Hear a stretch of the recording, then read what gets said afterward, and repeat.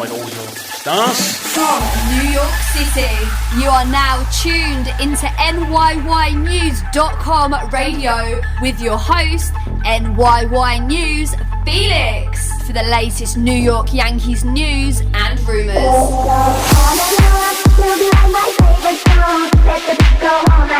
are now tuned into NYY News. Let's start off the show with another banger. Let the beat go all night long till the early morn. It goes on and on. You'll be like my favorite song. Let the beat go all night long till the early morn. It goes on and on. You'll be like my favorite song. Let the beat go all night long till the early morn. It goes on and on, on and on, on and on, on and on, on and on, on and on, on and on, on and on.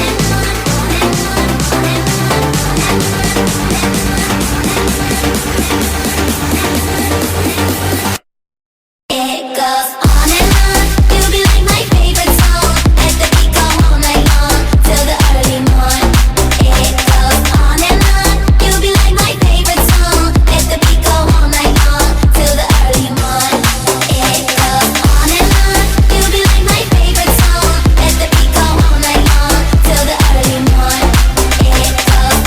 on. You'll be like my favorite song. Let the beat go all night long till the early morn.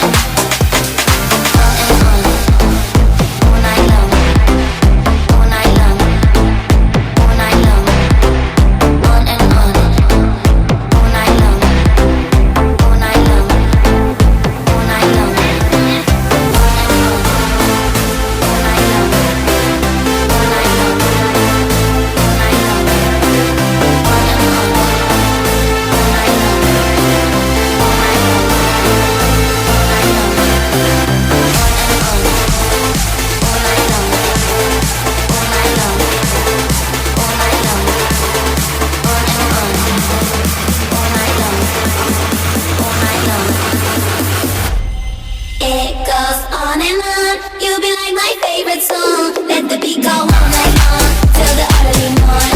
It goes on and on. You'll be like my favorite song. Let the beat go all night long till the early morn. It goes on and on. You'll be like my favorite song. Let the beat go all night long till the early morn. It goes on and on. You'll be like my favorite song. Let the beat go all night long till the early morn. It goes on and on. You'll be like my favorite song. Let the beat go all night long till the early morn.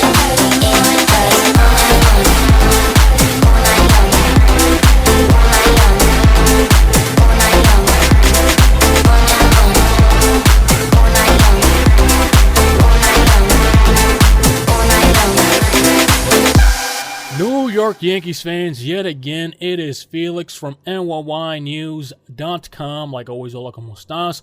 With my co-host, too, The King Source, welcome everybody. Adam King. The King Source kind of sounds like he just woke up. Did you just wake up, Adam? I've been up for about an hour and a half. Let's discuss this real quick because this has given me a newfound respect for the New York Yankees. Patrick Bet David of Valuetainment is now one of the minority leaders of the New York Yankees. What do you think about that, Adam? It doesn't mean a lot until they can get 51% control or something like that. The minority owners really don't do anything. They're just faces, basically. It does kind of make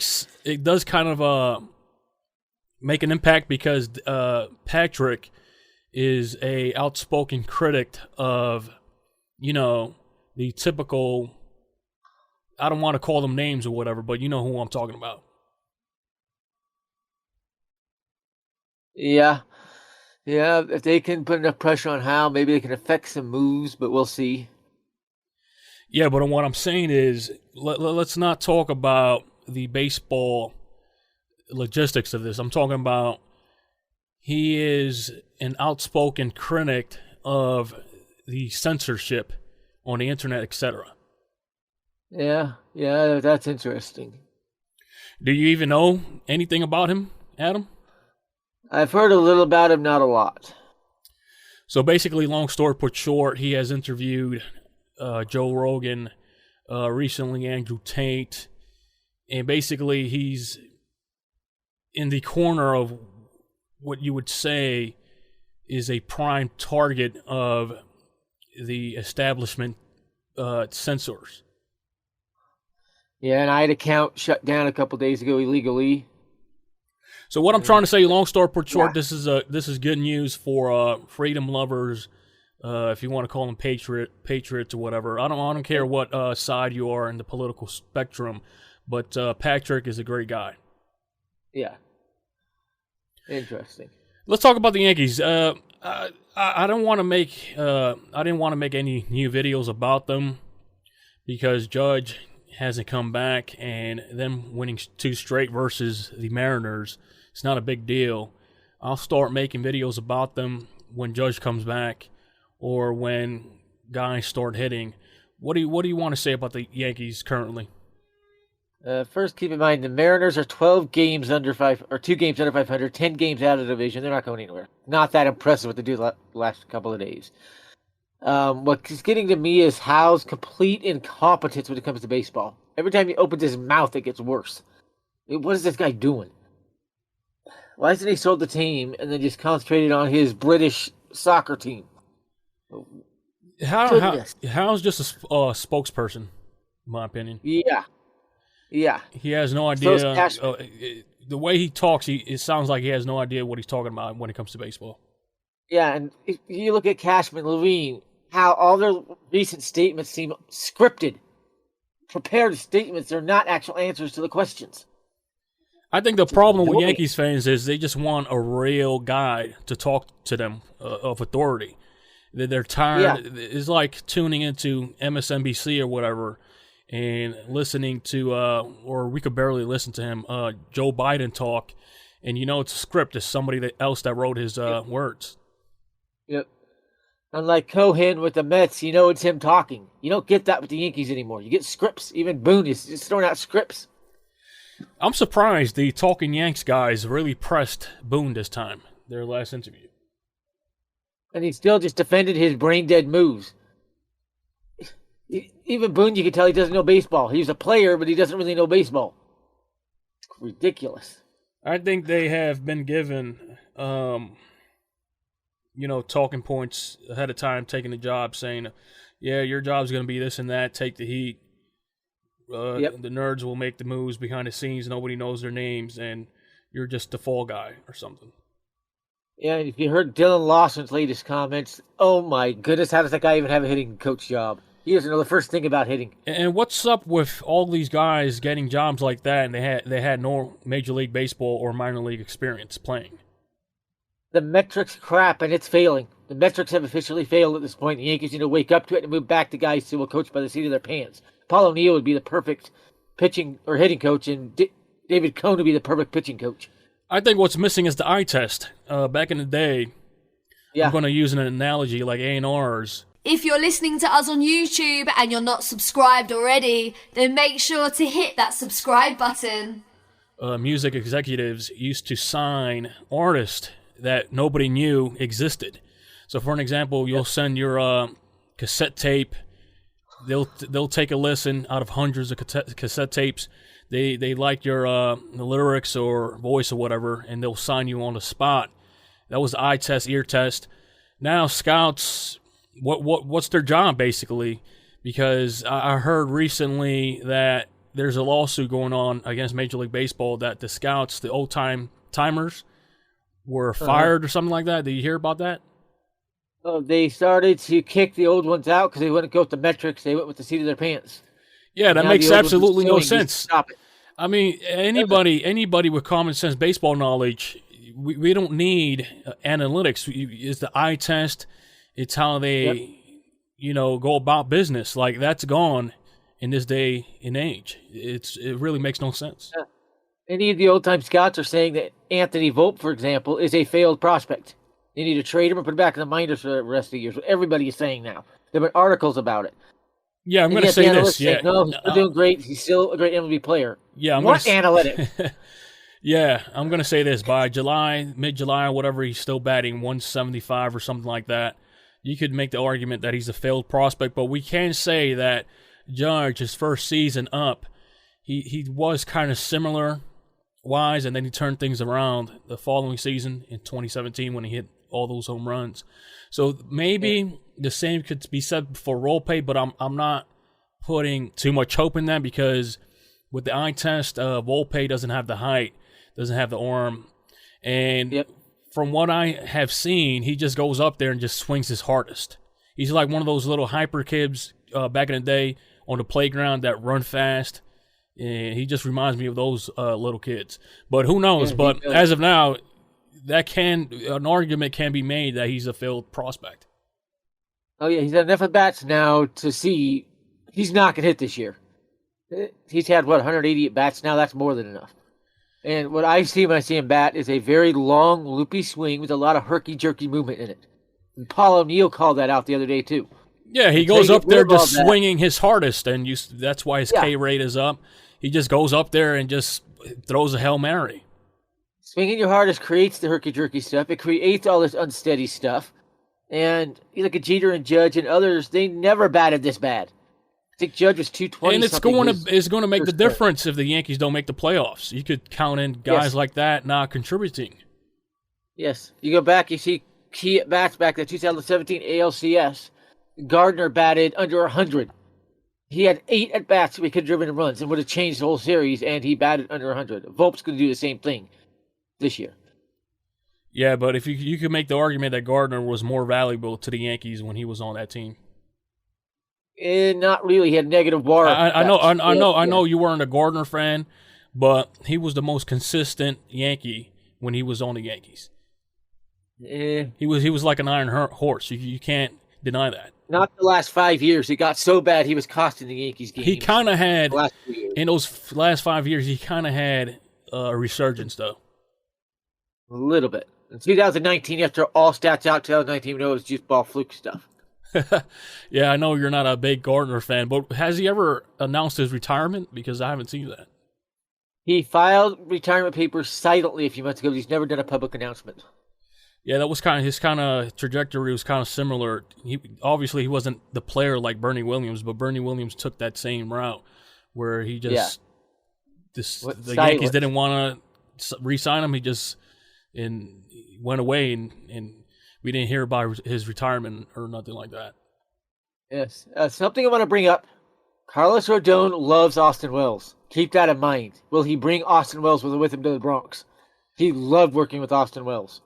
Like I've said numerous times, the Yankees are weak offensively at the catcher position and arm-wise. They're not going anywhere if they have a platoon of Torino and Higashioka. Higashioka's got to go. You got a 33-year-old who is just falling off a cliff this year. He's not hitting. He's not playing defense very well. The Yankees pitchers got raised over 6 this year with Higashioka catching. Might as well just DFA him and bring Wells up. Then you have a power bat, lefty bat, a catcher. And what I'm saying is, when was the last time you've seen the Yankees weak offensively in that catcher position, as we've seen historically, going way back to Posada, even before him with Mike Stanley, Larrix, etc. Even Joe Girardi was a good offensive catcher. Yeah. Not great, good. I can't remember a time they weren't good offensively, a catcher. And we're just giving away at-bats with these guys that don't contribute offensively. It makes absolutely no sense. Yeah, and Wells would fix that. You bring Wells up, he could probably hit 20 home runs before the end of the year. He's got the kind of bat, and he's got a cannon for an arm. It's like historically with Munson, etc. Just Yankees have always been strong at that position. Yogi Berra, etc. And like we're just freaking plugging in Chirino and Higashioka there. Chirino was good last year, but now it's starting to look like a fluke. Well, he was kind of good when it came to clutch hitting in the first half of the season when he made the All-Star game, but he has never impressed me. No, he hasn't got that far with me either. I liked what I saw, but never impressed. And he's another player that's a fan favorite of these Yankees fans. The only reason why they're fan favorites is because they follow fans back on Twitter and they take pictures with them. Like this new breed of Yankees fans need to stop being starstruck and get down to what the Yankees need to fix. They figure out the PR side of it and get into the fans' pockets without actually producing on the field. And like I said in our previous chat on Discord, Yankees really don't care because they're meeting their quotas regardless. All it takes is just to send the mailing list out, free discount on Yankees tickets, and they'll fill up the seats like that. Back in the day when George was the boss running things, they didn't have that option. So this is why you saw George Steinbrenner firing and trading people, because that's how he re-engaged the fan base. It would go into local newspapers, etc. So nowadays, they really don't care if a player sucks. They're making their quotas. Yep. They want it, the PR side of it. And the Yankees have a chance here with Austin Wells and Ben Rortvedt to have a nasty 1-2 combo at left-handed power bats. Will they jump on it? That's the question. This is why Howe doesn't understand why the fan base doesn't agree with how the Yankees are operating. It's so obvious that it's so obvious what the Yankees need to do. They just don't do it. And one thing I'm kind of getting a little bit leery of right now is TJ Rumfield starting to produce, starting to be a great prospect. Is Howe going to use that as an excuse not to go after Murakami? If he does, it'd be the worst move he's ever made. Murakami's a no-brainer. It's going to be hard this deadline, as well as everybody is in contention because of the stupid MLB rules changes. In my opinion, it made baseball more boring, and you have all these subpar teams with good records. The way to fix baseball is get rid of the luxury tax and ban a salary cap. Make the teams have to spend to compete. That is the way to fix baseball. It's not put this stupid luxury tax crap in place. The extra innings rules is just ridiculous. I don't know how they still have that. It's brain dead. I would put the Manfred man like the 15th inning. Where you give him a chance to do it regularly before you put that in once the game's getting too long. But who said extra innings were boring in the first place? Extra inning games were never boring to me. No, nobody cared about game length. That's the thing. They never asked the fans. Nobody cared about game length. I deal with a lot of young fans as an umpire and a lot of these young athletes. They hate the new rules with a passion. They're going to drive fans away if they don't get rid of it. In 2003, extra inning game, ALCS, Red Sox versus the Yankees. Those are the most entertaining type of games, extra inning games. Like, what the hell? Imagine if a runner was plugged in there. Yep. What is Major League Baseball thinking? I have no clue. I remember a game a couple of years ago, the Yankees, maybe about 8 years ago, where A-Rod walked. The Yankees got a walk-off win against the Red Sox in the 18th inning. 2-run home run. Everybody loved that game. They loved it. I don't care about long games. Nobody did.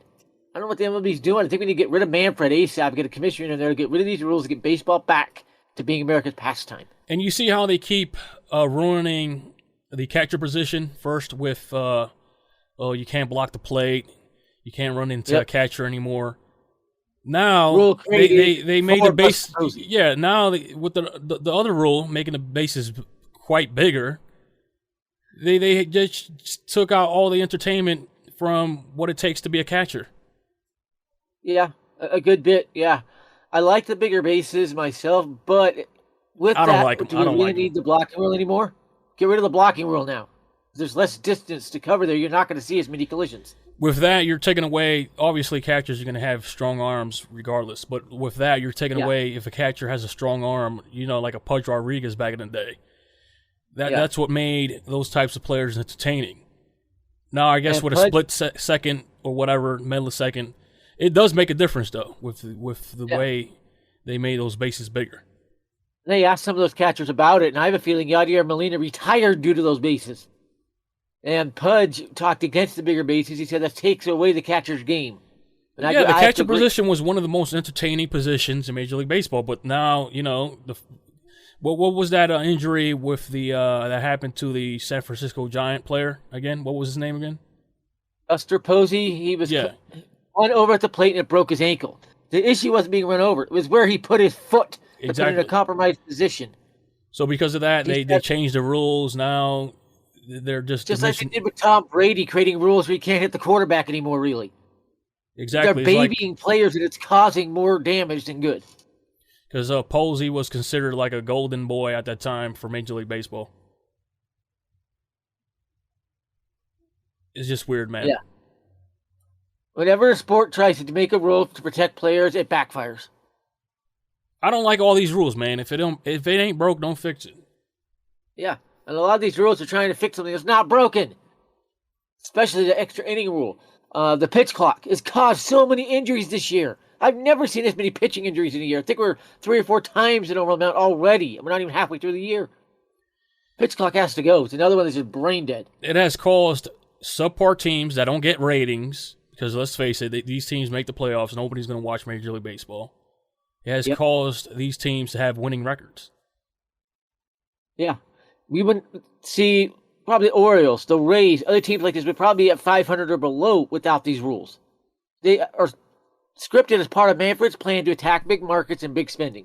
That's probably all it is. And you noticed how all that stuff, like, you see how big market teams were handicapped with those taxes, giving the little guy money? Yeah. They took off that rule, right? No, they still, any team below 100 million gets the gap given to them out of the big market team's pockets. That's a communist thing right there. Steal from the rich, give to the poor. Yeah, but didn't they do something with that rule recently? They did change it to, I think it's not the first, if you're over the first tax level, you don't pay it to the small teams. I think they raised that to the second or third level before you start paying to the lower teams. So anyways, big market teams were handicapped like that. I'm not saying handicapped, but after they did away with that, now Manfred MLB came back with a new rule, pitch clock, etc., where the little guy that spends no money on their teams, pockets everything, have winning records now. And ridiculous. How is baseball going to grow? Okay, sure, a little hometown team, a little city gets put on, but how is that going to give Major League Baseball ratings? It's curtain ratings. You look at the 3 teams with the longest win streaks this year have the lowest TV ratings. The Reds, Athletics, and Royals all have the 10-game win streaks this year. Terribly low TV ratings. The 4th is the Rays. We know about their ratings. Just horrific. And Rays are about to go to Tennessee or something like that. Yeah. They should. Something to keep in mind is the MLB is about to add 2 teams to get to 32, and they have 8 playoff teams on each side. Yeah, Utah's in contention too, I heard. Utah already has approval. I think Utah and Orlando, who already have ownership groups in a place, but MLB approved, will get the. Orlando's not going to do good. Well, anyways, either. Orlando Dreamers is the team. They've already got the team name approved, ownership group approved, everything. It's not going to be a big difference from Tampa. Tampa is a drive like a couple of hours from Orlando. I think it's about 90 minutes. 80 minutes, something like that. So it's not very far away. And I ultimately think the Rays could get moved to Orlando and become the Orlando Dreamers. I think that's what ends there.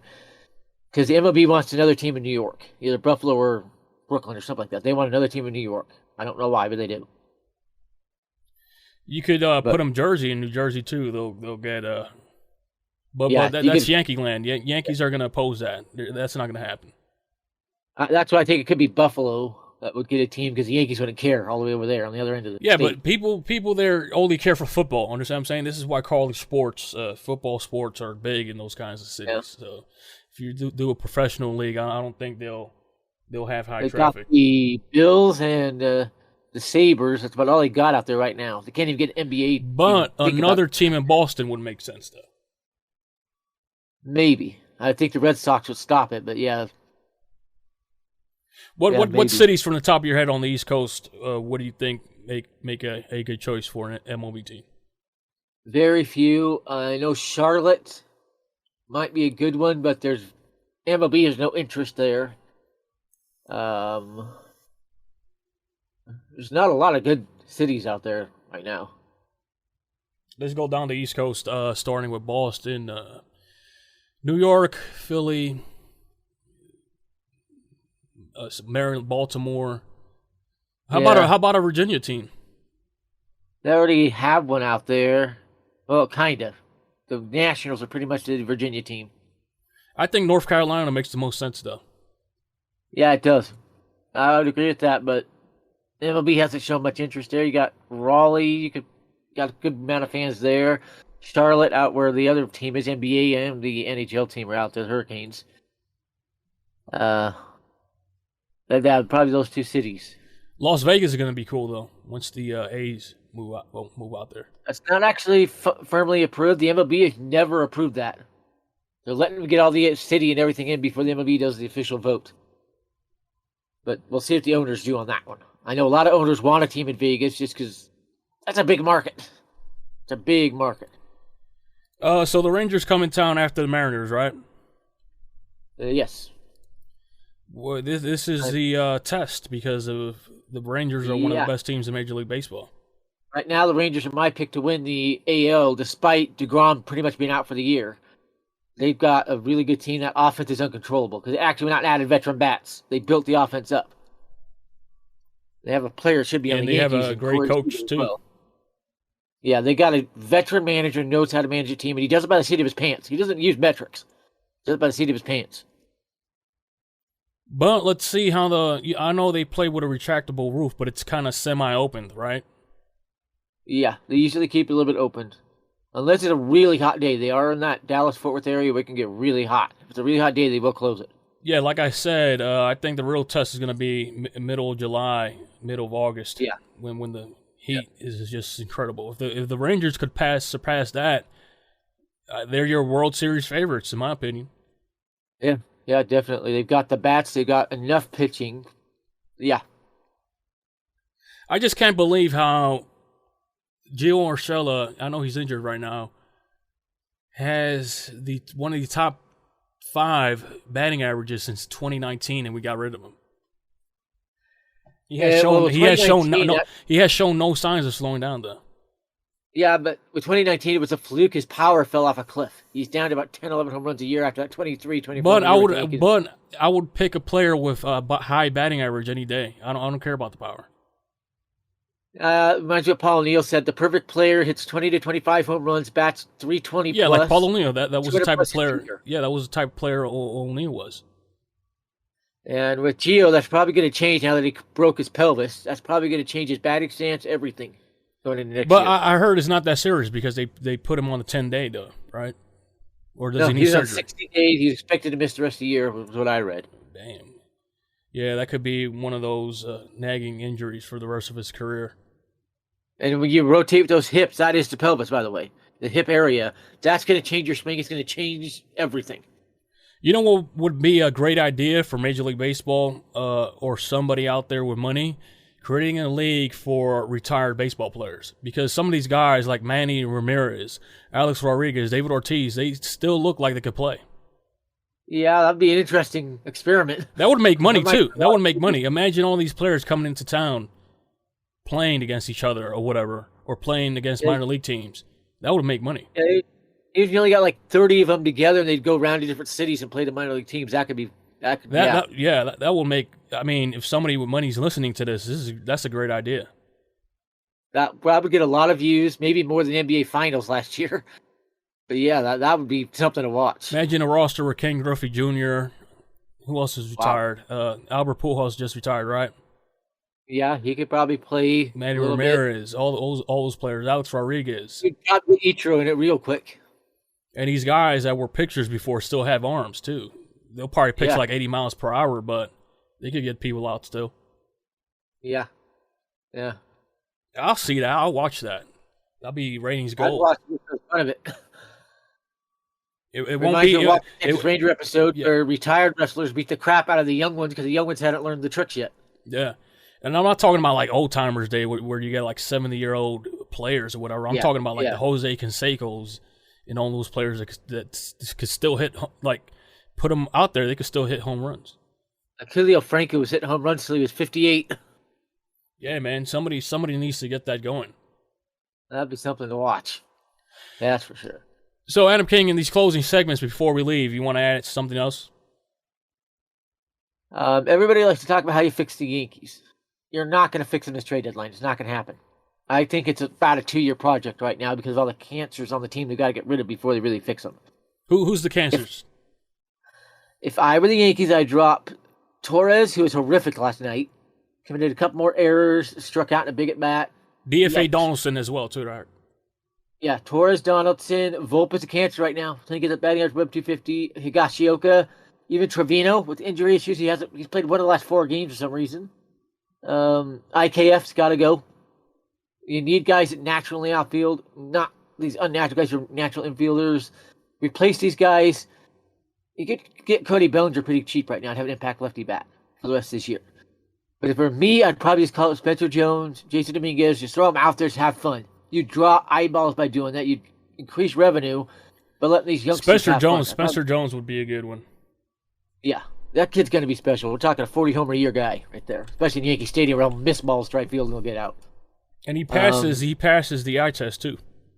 Oh, yeah, he does. And even though Jason Dominguez is struggling a little bit, he passes the eye test still. You could just see it. Like, this is a ball player. That's a ball player. Yeah. Trey Sweeney, flat out raking, batting over 400 the last 3 weeks. I'd throw him at third base. Maybe shortstop. He could play either.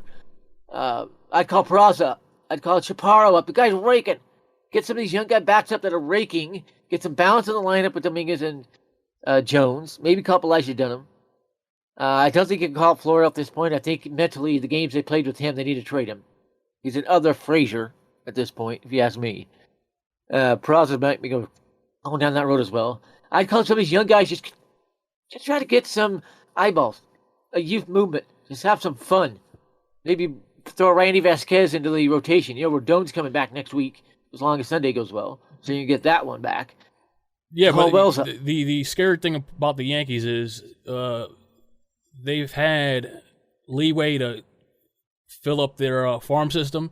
You remember trading away Aroldis Chapman, et cetera, and getting returns. Yeah, they can't do that anymore. Like their farm system's depleted and all that stuff. So I don't know, man. The Yankees are looking. Yeah, the Yankees don't have that veteran that's going to get those prospects right now. None of the guys they could trade, even Stanton, if they could get a deal, are not going to bring in that kind of prospect. I can't see a swap being made, a Trout, and Yankees give Stanton. Potentially, yes. He has said he would approve the Angels because that's another hometown team. Dodgers and Angels are his hometown teams. That's something that I could see. I could actually see happening. But the Angels are not trading Trout as long as they know they're losing Ohtani. They're going to keep one of those two. And the Yankees will be involved in Ohtani, but if they keep any player, is going to be Ohtani. Ohtani's the obvious moneymaker. And Ohtani's hitting free agency, and he's gone. He wants to go to the Dodgers. I just got a feeling the Dodgers can overpay to get him. I don't know if you build your team. If you're looking at a player to build your team around, it's going to be Ohtani though. Yeah. But he's gone. Something tells me he's gone, and the Angels keep Trout long term just because Ohtani wants out. He wants to win a title, and he's not doing it with the Angels. No chance. Anything you want to add about the Yankees before we close this out? I will just say stop blaming Cashman. Until Hal Steinbrenner is gone, nothing is changing. It all starts with Hal Steinbrenner. Keep that in mind. All right, so this has been Hola Como Estás with your host, NYY News Felix, and who? My co-host too? The King Source. I've put a lot of videos up recently just because of things going on in my life. A lot is changing right now, but I'll try to get one up this week. We'll see. What's your Cash App again? I run the King Source, hashtag the King Source. The King Source 2 got shut down. The news site is kind of going right now, and I'm trying to decide what to do there. We'll see. What's your Twitter? At the King Source. All right, take it easy, Adam. Thank you for listening to NYY News Radio. Tune in again next time for the latest New York Yankees news